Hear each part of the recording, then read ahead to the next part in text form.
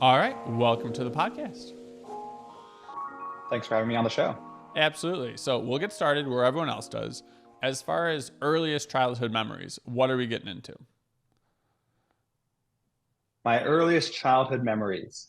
It would be when I'm about 3 years old, sitting in my grandmother's arms at a Chinese restaurant that she ran. Okay, okay. Yeah. Was that something that stayed in your family for a while, or were you just there quite a bit?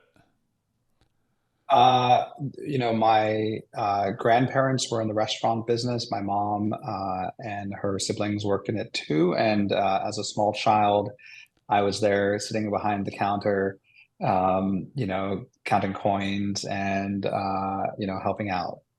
Okay, okay. So from there, let's say elementary school time, what are we getting into? Are we allowed to hang out outside, or did we have to go straight to the business? What did our days look like?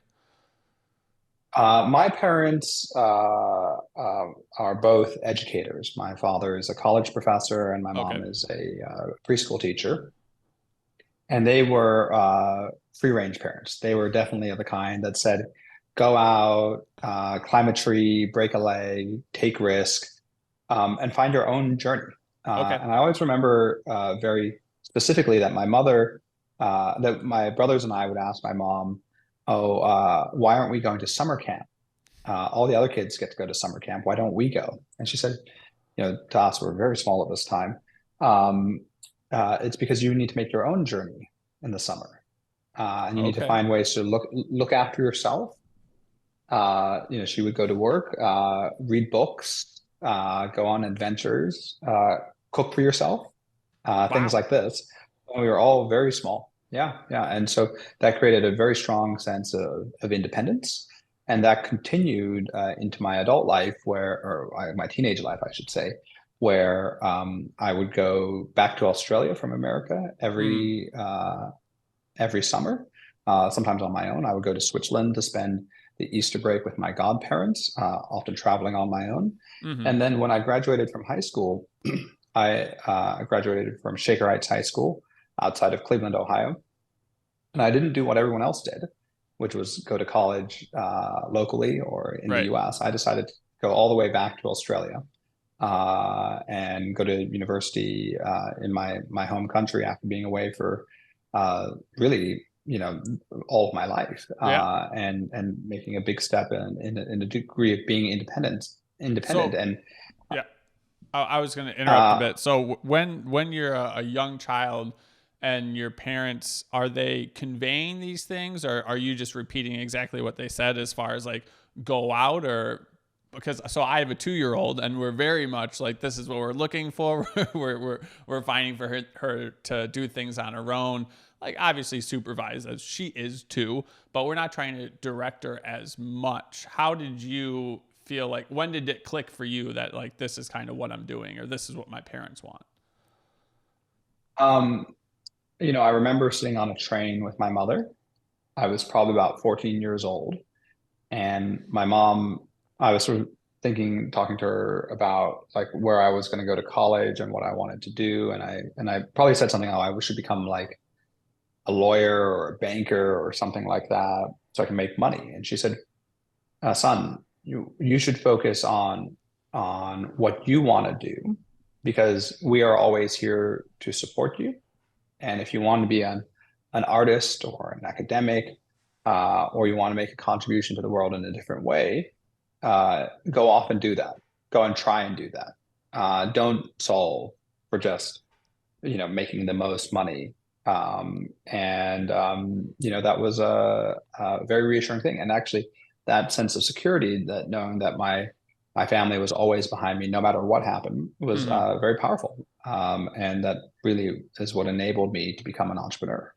Have you ever asked your mother or found out like from your parents where that perspective for them came from? Both my parents are immigrants, so Okay. they're people who, in my father's case, he's was born in India, and he, as quite a young man, moved to Australia and to the United States to pursue his education. and took that risk to move somewhere new, just as his parents did. He was recounting recently that his parents left their ancestral village and never went back. And even though it was in the same country, I know this because I was sort of drawing a family tree recently, and my dad doesn't know the names of his grandparents because when his parents left the village, they didn't they went to the city, and for really economic reasons could never go back and see their parents, and they were independent from the time they were teenagers. And my dad followed in the same way, and so did I. Okay, so we're pushing a lot of independence as a child. In middle school, were you ever getting into mischief? Did you ever need any correction in course, or how were those things handled for you at a young age? Well, I was always rebellious against kind of the institutional powers that be, particularly the school curriculum, Hmm. I remember um, maybe it was in my freshman year of high school, um, and I was in sort of a heated argument with a teacher, and I said to her, the only reason that you, the teacher, can act like this is because you have your union to protect you. And she looked mortified that, I guess a 13-year-old Aron D'Souza knew that it was the teachers union that really protected their system of dysfunction, Hmm. right? I unraveled that. So at 13, do you have just a bunch of your friends that are kind of having the same discussions, and then you figure out it's the union? Are your parents feeding you little tidbits of information? Like Oh how are you no, no, coming no. up with this? But I've always been a voracious reader, Okay. and a huge consumer of information. And you know, I often say, I've had the privilege of attending some of the finest educational institutions in the world. But by and large, I've taught myself everything. And, Hmm. it's one of those things that like I went to Oxford University to go to law school. Um, you find at these like really extraordinary institutions that the students are actually um, so smart that they just teach themselves everything, right? Okay. The coursework is actually almost meaningless, because if you've been instilled with that love of learning Right. from a young age, um, then you're very inclined to consume information on your own and teach yourself. And the quest for knowledge is something that inspires me to this day. So in high school, were you worried about grades? Were you like what were your goals when you're in high school? Not necessarily like years out, but as the weeks and months went by, like how did you know like, hey, I'm actually going to study for this, or were you always a good study, or what did your school look like? Well, well, in high school, my primary goal was to get out. Okay. Um, and so, by the time I'm like a freshman in high school, I realize, I'm gay. Okay. I'm in, conservative middle America, and I'm just like, I just want to get out. What where I want to be where were you? Sorry. outside of Cleveland, Ohio. Oh, gotcha. Okay. Right. And after 9/11, this is when this like really accelerated. I thought, America was falling apart. Mhm. I don't really want to be, in the system, particularly as being a foreigner. So much of my goal was just to graduate as quickly as possible Gotcha. and go to university. And that's what I did. I graduated early, went straight to university, and then, found myself and became free and open, and have had a wonderful time ever since. Did you play any athletics in school? Did you do any extracurricular things in school? What did that look like? I really didn't find sports until I was at university. Okay. I took up competitive cycling, did very well at that. I played rugby at Oxford, which has always and continues to be a great part of my life. But in high school, certainly nothing athletic. And my main focus was how do I graduate as quickly as humanly possible. And then when I got to university, um, I, you're sort of presented with a lot of choice, right? What do you major in? What classes do you take, et cetera? And I remember on my very, very first day of university as an undergraduate, day one of freshman year, um, I sat down with like one of the course counselors where you're sort of picking your classes and things. And I said to her, "Oh, you know what? I actually looked at the course manual, which is this big bureaucratic document. I read it end to end. And I think I can actually, instead of getting one major, I could actually get three, and I could do it in 2 years." And she was like, "What are you talking about? You can't do that." I was like, "No, no." It's like, and I sort of pull out this long bureaucratic document. I'm like, "Well, I have to take these classes in this order, da, da, da, da, da." And she was like, "We better go and see the dean." And so we literally went to go and see the dean. And he was like, "I don't think anyone's ever read this document." I was like, "Why did you read it?" I was like, "You emailed it to me, so I read it. And this is the rules of the game. And if I'm going to play the game, I want to understand the rules." And so this is something that's very important, has guided my entire life, which is most people say that life is just a game. And they mean this in a pejorative way. They Okay. mean that it's out of their control. However, the question of games is very important in both analytical philosophy and in economics. And you have to distinguish at first between what is a game and what is play, mere play. So, when I'm throwing around a football with my brothers after Thanksgiving, that's play. But, when the Jacksonville Jaguars are playing, the Cleveland Browns, that's a game. And Mm-hmm. games have a defined field of play. They have opposing sides. They have a set of rules. They usually have a fixed time horizon, and they have winners and losers. And so before I embark upon any journey in my life, I think to myself, what is the game that I am playing? What is the field of play? Who are the players on the field? What are the rules? And what is winning? Mm-hmm. And let me tell you one very important fact. You can't understand how to play a game while you're on the field. You have to observe it from the outside as a spectator, as a coach, as an observer, to Mm-hmm. understand what is going on, to really study the rule set and understand the parameters of the game. And once you've fully understood the game, then you go onto the field and play, and then you win. So, how often, when you read something and you for this as it showed that you were the first one to be like, oh, I can finish with three majors in 2 years. How often do you have self doubt in your head where it's like, oh, so if this was true, someone probably would have done it before me, or had you always trail blazed a fair amount in your life?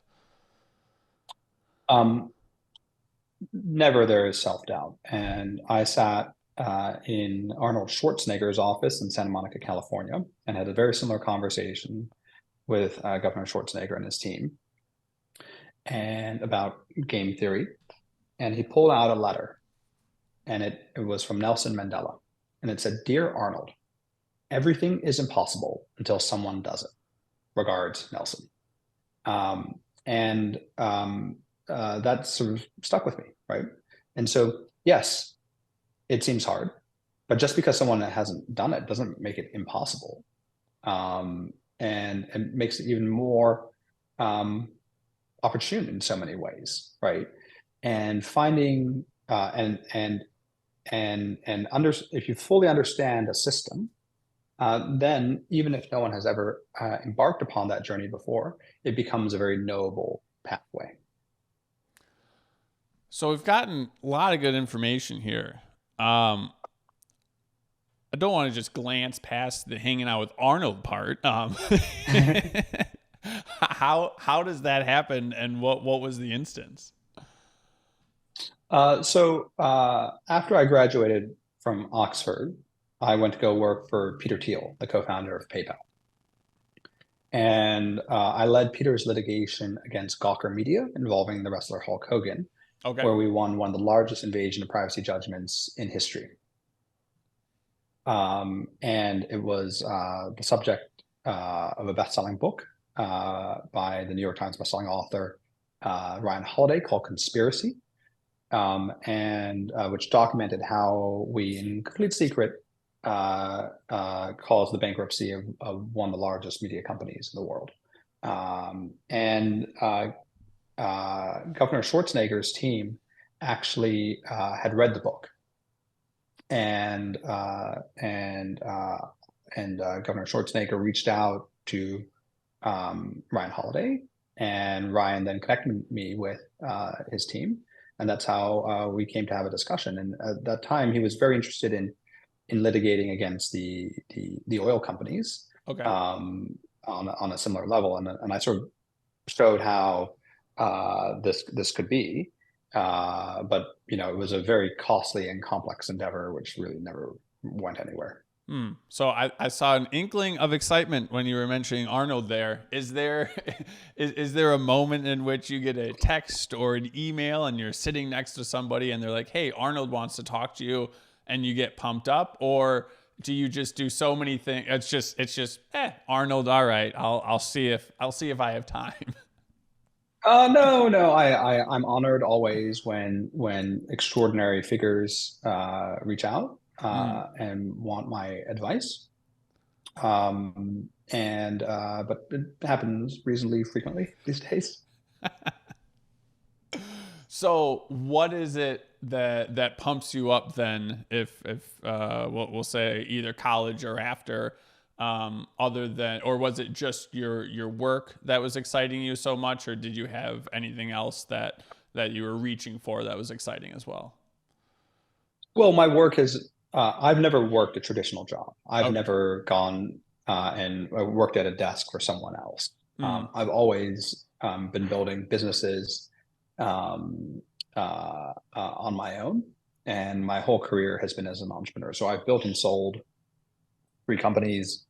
I led the Gawker litigation, and now building the enhanced games. And so everything that I do is for myself mm. to solve an overarching social and economic problem. Gotcha. So I'm going to rewind a little bit because 2 years, 3 degrees, a couple things going on there. What were the degrees in, and why did you choose three? Oh, the degrees the university Yeah. degrees that I have. Yeah. So I actually have 5 university degrees. So I have 2 undergraduate degrees in sociology, politics, and art history. Okay. I have a PhD in intellectual property law. I have a law degree and a master's degree. And so Initially, when I graduated from high school, my intention was to be an academic and follow in the footsteps of my parents Hmm. and teach. But really, what occurred to me is that one really shouldn't go off um, and teach if you don't really have any life experience. Okay. And so I got my PhD. I was in my early 20s, and I didn't feel really that I was really that well prepared for teaching because I didn't really know anything. Hmm. So I decided to get a law degree so I could practice law. But I had a PhD in legal philosophy. And while in my very first week at Oxford, I met Peter Thiel. We became great friends. In our very first meeting, I said to him, "What is your greatest problem? And how can I help you?" And he said, "Well, there's this tabloid media outlet that's writing all this junk about me." And I said, "Well, why don't you sue them?" He had all these reasons why he didn't want to sue them. I said, "Well, why don't you find someone who wants to sue them but doesn't have the resources to do so?" And he said, "Oh, that's an interesting idea. So I'll write you a paper on it." 2 weeks later, I'd written a paper. We met up for dinner. I sort of pitched him on the idea. And he said, "How much and how long would it take to bankrupt Gawker?" And I said, 5 years and $10 million. Remember, I'm 24 years old at this point in time. I'd never done anything with my life. And he was like, "Great. Where do I wire the money?" And that was that. Hey, there's another one of those big smiles that I'm now we're getting somewhere. yeah, that yeah. So that that one pumped you up. if there was one moment in my life that made the whole show, it was that. Where just 24-year-old me could go off and pitch, you know, literally one of the wealthiest, most powerful men in the history of the world, and him to say, "Yes, let's go."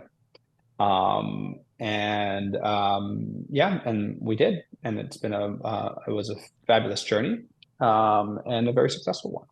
So, how did you know that it was going to be that amount of time? Not necessarily the money part, but was there precedent already that you were following, or how did you come? You just No, I literally had just made this up. I, wanted to as consultants do, under promise and over deliver. So I said, okay. well, give me 10 million bucks in 5 years. With $10 million in 5 years, you should be able to do literally anything.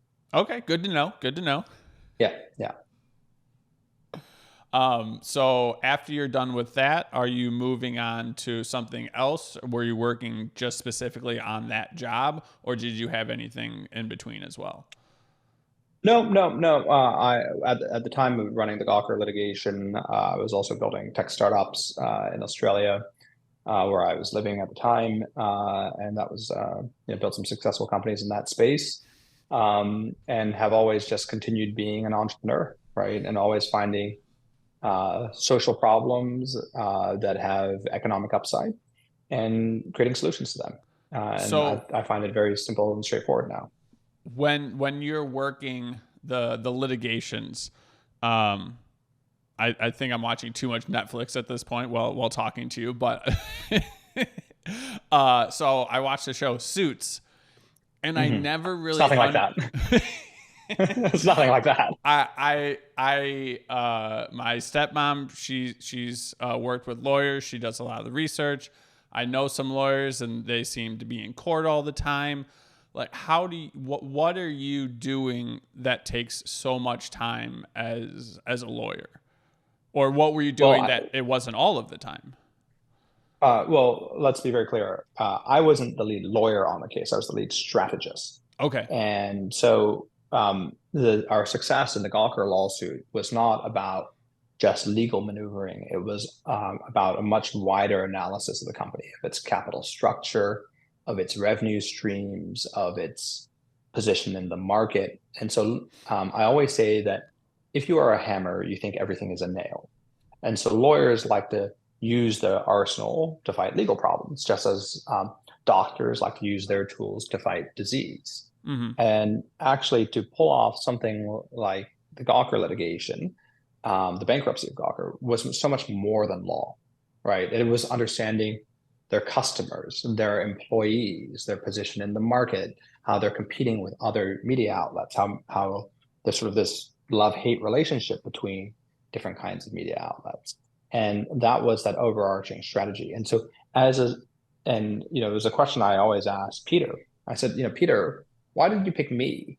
Okay, yes, I was a skilled academic, but I had never practiced law. You could go off to the biggest law firms in New York City and hire the most experienced counsel, who would do this a much better job. And he said, absolutely not, right? Because we were doing something so new and so novel that the lawyers, the experienced lawyers, the partners of the big firms would approach it like they've approached everything else in their career, as a Gotcha. purely legal exercise.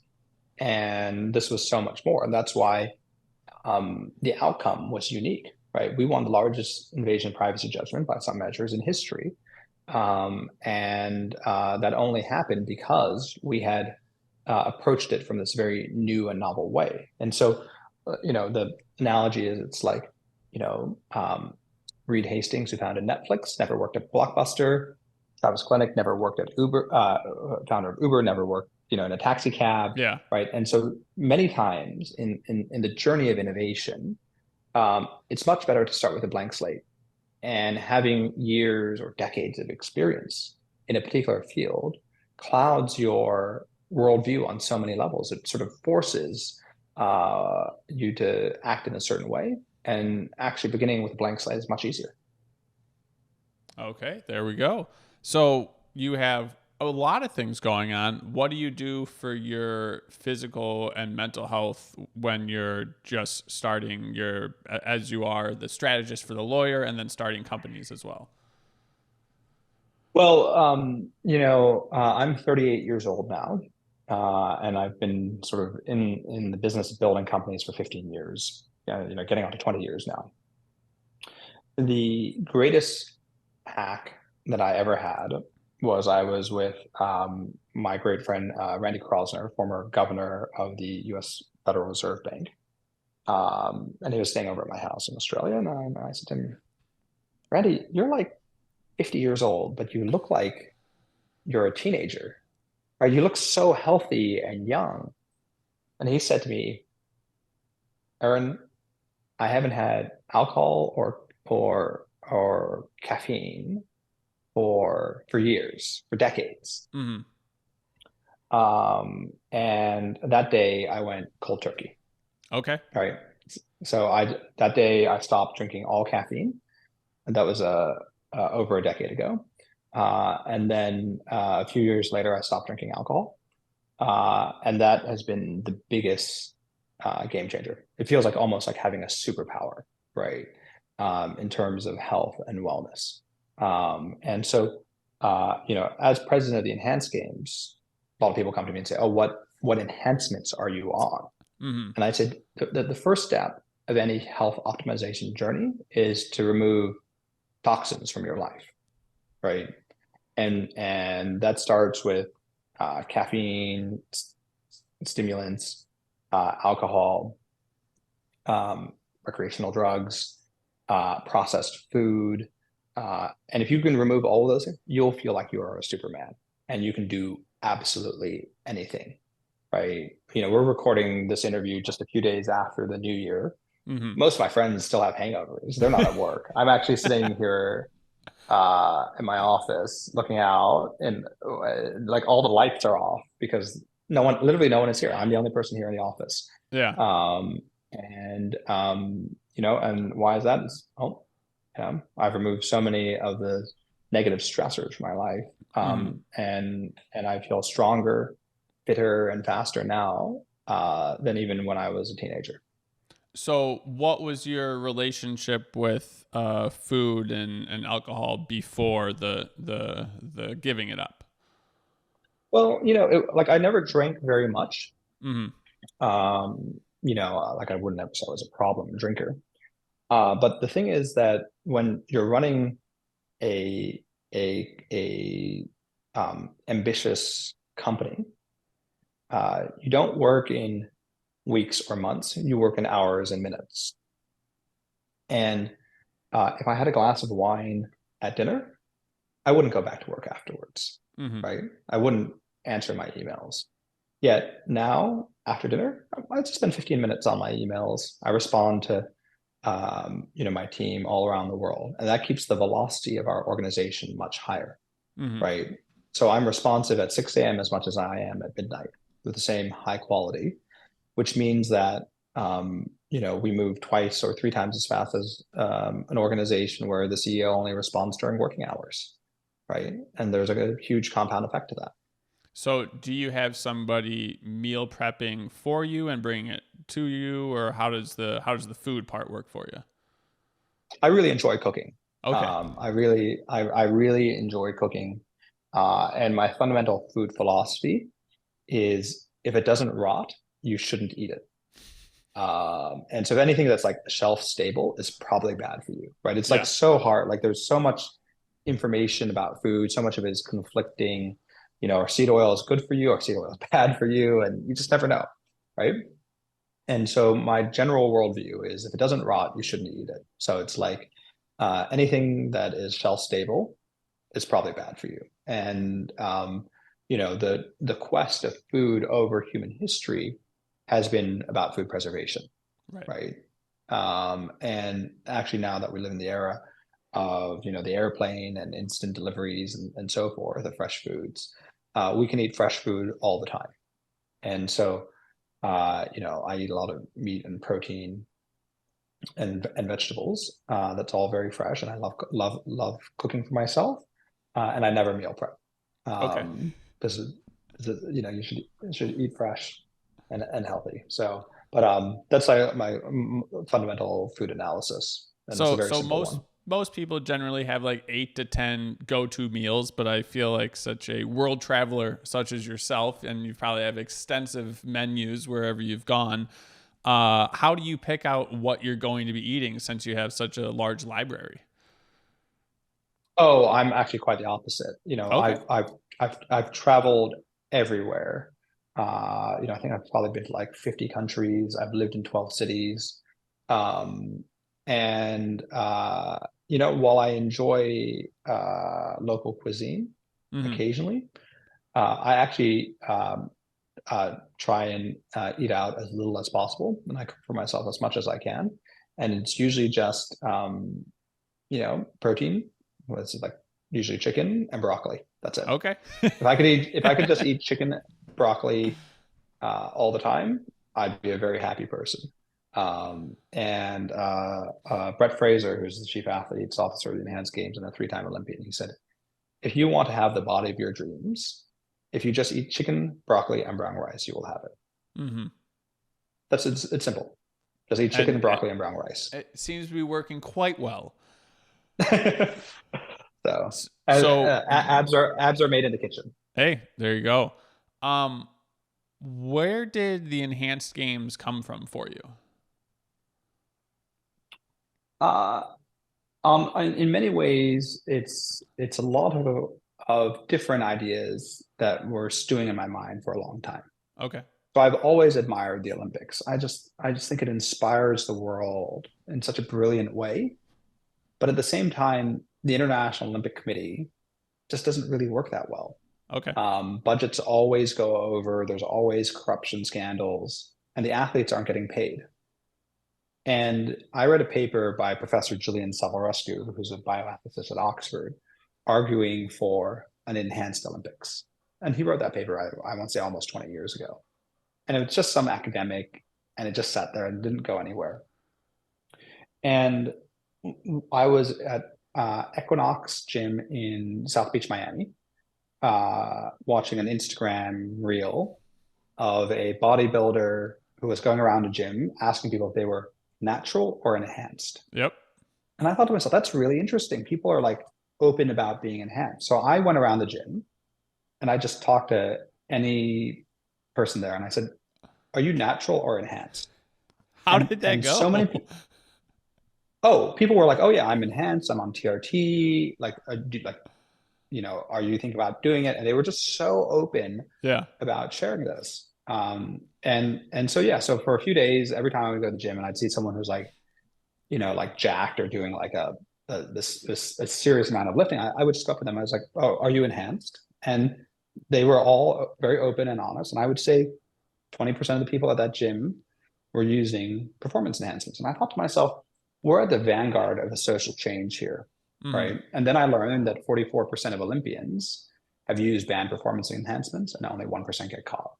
Wow. And I was like, there's a serious opportunity here to build a sporting event where we don't need to hide and do this all out in the open. And I now, and as I said, I'm an out proud gay man, and the journey of enhanced athletes today is a lot like being gay 50 years ago.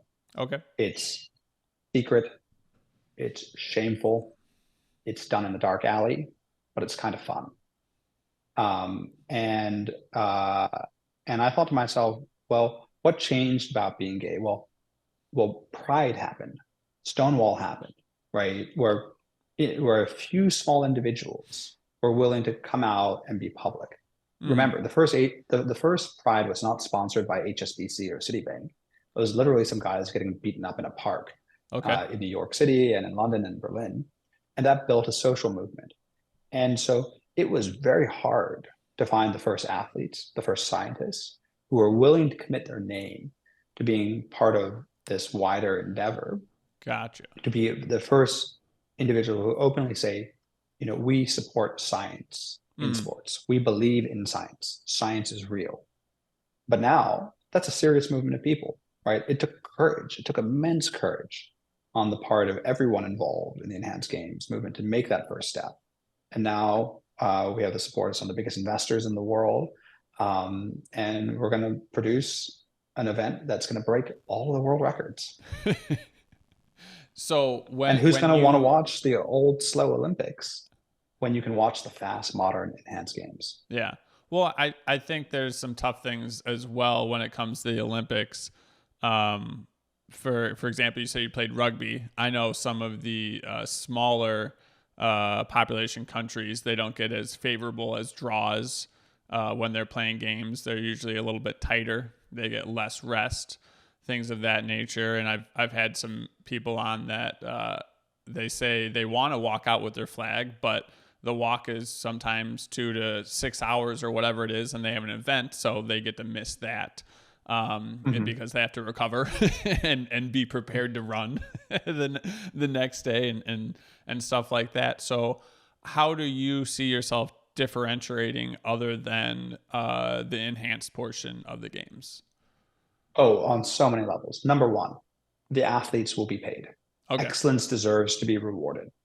The average Olympian exists on less than $30,000 a year. And even winning a gold medal isn't a guarantee of sponsorship. Yes, if you win a 100-meter gold medal, you might do well. But if you win a gold medal in javelin, your best sponsors might be your local hardware store. Mm-hmm.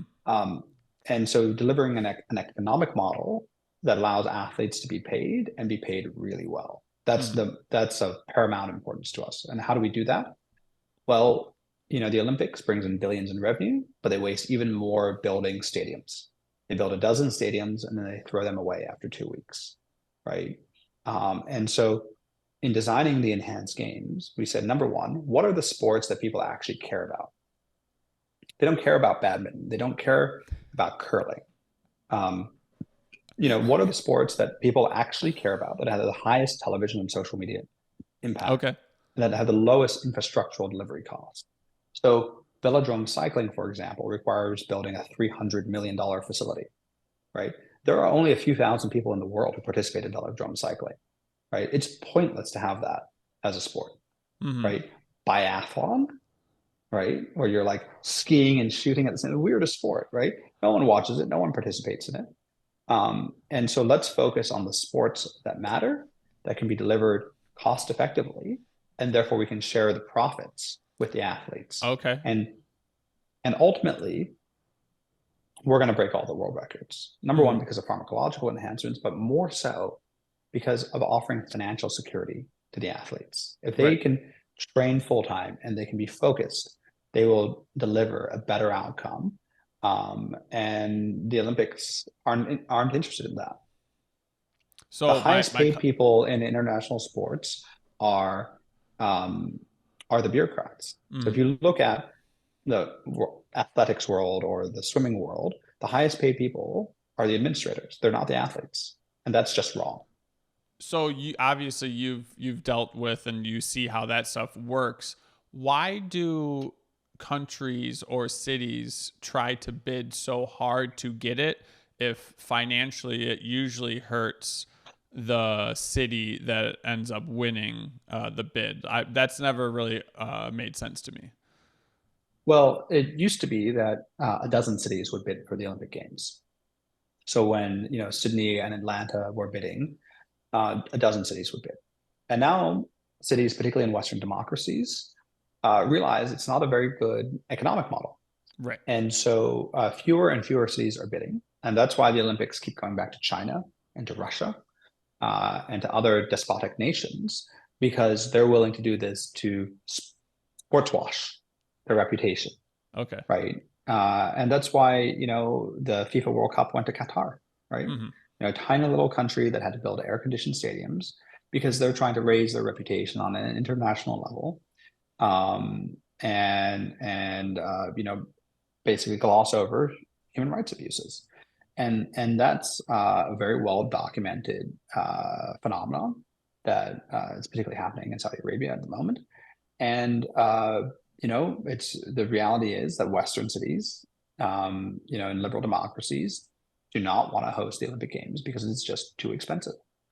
So so since you've been able to find a cost effective way to do this, are you now having cities bid on this as well, or you are going to have it at the same place? So we are not interested in leeching off the taxpayer. Okay. We don't want taxpayer subsidies. Thank you. We're going to operate like the NFL or Formula One or Wimbledon or Major League Baseball, right? Literally, it's a very simple and straightforward proposition. We literally go and book a stadium, Okay. right? That already exists. We hire event production companies to roll out, a track and the other equipment necessary and produce an event. We don't have to build new stadiums. We don't have to fly in tens of thousands of athletes because at the Olympic Games, most of those athletes have no chance at medaling, right? It's just a free taxpayer-funded holiday. If it is taxpayer-funded, sometimes it's not. And so we are interested in focusing on the sports that matter, on the athletes that have the potential to medal and to break world records. And therefore, we can run a much smaller event in terms of its physical footprint, whilst having as large, if not a larger, television and social media impact. Okay. So when we say enhanced, I was talking to my cousin about this the other day. What's the difference between the general TRT and the extra fancy stuff that the professional athletes are on these days? Well, TRT would get you banned from Olympic competition. That's Okay. actually one of the most common performance enhancements. It's perfectly legal under clinical supervision in many jurisdictions. And the International Olympic Committee likes to say that when they ban a drug, it's illegal. That is in fact not true. If you walk into GNC, 25% of the goods on the shelves there will get you banned from Olympic competition, but they're perfectly legal, right? And most of the performance therapies are perfectly legal under clinical supervision. So, what we want to do is show the world and be honest about this. So when Lance Armstrong was winning all those Tour de France's, when Barry Bonds was hitting all those home runs, or when Ben Johnson or Marion Jones was breaking all the records on the track, right? It's not just hard work. It's also science.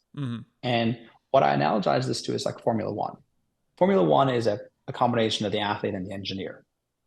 And Formula One has gotten faster and safer, and the cars have gotten lighter over the last 30 years because of improvements in technology. In the same way, the enhanced games is a combination of the athlete and the scientist, right? And it will be faster and it will be safer than traditional sports because we're very open and honest about what scientific enhancements are being used. But just like Formula One, that technology will diffuse out into the wider world. The reason you have anti-lock brakes in your car is because they were invented for the F1 track, right? And the technology that will be used to make athletes faster will diffuse out into the wider world. Because when someone breaks the 100-meter world record, the first question everyone is going to ask is, what is he on and how do I get it? Okay. Because don't you want to be faster, stronger, and younger for longer? So are you going to be having an enhanced line of enhancements? Is that going to be the sponsorship in the commercials? We do hope to bring FDA approved, clinically verified enhancements to market that makes our population faster and stronger and younger for longer. Because ultimately, the biggest challenge the Western world faces is an aging population. And as public policymakers, they don't have an answer. They say, oh, well, population is aging. People don't want to have children anymore. It's hard to change the retirement age. And so we just have to import more people to hold up the system. And that's not working very well at the moment. But there is a technological solution. There's a technological solution and it exists. And it's called performance enhancements. And you only need to look at the present race for the presidency of the United States to see this in the most demonstrable form. You have Joe Biden and Donald Trump, who are both suffering very ill health. But then you have Robert F. Kennedy, who's a similar age. But RFK is an enhanced human. He openly takes TRT, which would get him banned from Olympic competition. And watch the videos. He's doing pull-ups, he's doing push-ups, and he is a much healthier leader than both Trump or Biden. And if anyone should be supporting performance enhancements, it should be Joe Biden. That would be, I think that would turn his whole campaign around. Absolutely, right. Like being president of the United States as an 80-year-old is hard. It's hard for anyone. So And he how should do be as you, yep. enhanced as possible. So how do you sell that to the people that aren't going to do any research on it? They just know that one person at the gym that took steroids, or bodybuilders die from their heart working too hard. Like what is the selling point? Is the enhanced games, or where do you show that there's less danger than what people think? Let's be very clear. Drug testing is not about safety, it's about fairness. Okay. Lance Armstrong can't use the super steroids when everyone else doesn't have access to them. Mm-hmm. The enhanced games will be the safest sporting event in history, because instead of focusing on the fairness of performance enhancements, we're focusing on athlete safety. And so every athlete who competes will get a full system health checkup. They will get a blood work done, echocardiograms, etc., in a safety protocol that is being designed by top scientists. And we will make sure that they are healthy to compete. They will not have an enlarged heart. They will not have other biomarkers that would put them at significant risk. And the reason why the Olympics and other sporting events don't do this is because it's expensive. It's $5,000 to $10,000 per athlete to do that health screening, but we will do that, right? And why will we do that? Because number one, it's the right thing to do, but number two, it's also the best thing for science, because gathering that data about what makes an athlete healthy or not, based on their physiology, based on their training, based on their supplementation regime and their enhancement regime, is all data that we can use to inform new clinical discoveries and new applications of existing compounds. Gotcha. So we're not throwing everything in the kitchen sink just to get them to get that world record, because I know like there's milkshaking for racehorses. They don't really care about the racehorse. They just want them to be able to push that lactic threshold out, or whatever the positive effect of it is. But think about it in horse racing. When a horse dies on the track, which happens at the Kentucky Derby, it's terrible for television ratings. It's terrible for the sport, right? I would never allow an athlete to die on track, right? I would never allow an athlete to put themselves at excess risk. Right. But ultimately, individuals should be able to make choices about their body with free and informed consent. And the drug testing regime actually causes significant health risk, because athletes know that to get an Olympic gold medal in the 100-meter, you have to take steroids. But there's no question about that. If you want the 100-meter world record, you have to take drugs. But they also take drugs that are designed to beat the test. And so they have to have a very short half-life. They have to be metabolized very quickly. And that's why they're liver and kidney toxic, because they have to be digested by your body very, very quickly to beat the drug tests. And so right now, athletes are using compounds that force them to do two things: get results and beat the drug tests. Okay. And that causes a health risk because it's not the optimal compound, right? And so if we can use compounds that are optimized for performance without having to hide, then it becomes much, much safer. And this is exactly like being gay in the 1970s. Why did the AIDS outbreak happen? It's because Ronald Reagan didn't want to talk about being gay, but he didn't want to talk about AIDS. And when you drive something into the dark alley, into the shadows, into the black market, it's not safe. But when you do it out in the open, in honest conversations under clinical supervisions, it can be very safe. Gotcha. Before we get to the last two questions, I've always wanted to see this in the Olympics. Is there an opportunity to have a regular person run next to some of the races? Yes, and actually, to compete at the enhanced games will be a very open opportunity, right? So to compete at the Olympics, you have to be a good athlete and a good politician. You have to navigate this very complex Right. sporting apparatus. To compete at the enhanced games, everyone will be invited to qualification. Anyone they want, right? Ooh. If you want to run in a banana suit and you think you can break a world record, come, let's do it, right? I want Mr. Beast there, right? I want Joe Rogan there. I want Yeah. every influencer in the world saying, you know what? If I can't break the world record, at least I'm going to do it in a funny way, right? So what? Let's be open and to everyone. Absolutely. All right. So the last two questions. What's your definition of health? Not necessarily the dictionary definition, but what is health to you? Um, Health is stability. Health is routine. Health is knowing that I wake up in a slightly better version of myself than yesterday. It's constant improvement, and Awesome. it's always incremental, right? Even within performance enhancements, you're not going to double your speed overnight. You'll get 1 or 2% here or there. And it's all about compound effects, the compound interest of investing in yourself. Love that. And then what's something from your life that people listening to the podcast would be able to take away as a positive? If I could offer any one piece of advice, the thing that is going to improve your life the most is not reducing your alcohol consumption, it's eliminating it. Done. I don't drink anyways. Great. It's actually becoming much more popular these days. Thank you very much, Alex, for Yeah, having me on the show. absolutely. Thank you so much for coming on the podcast.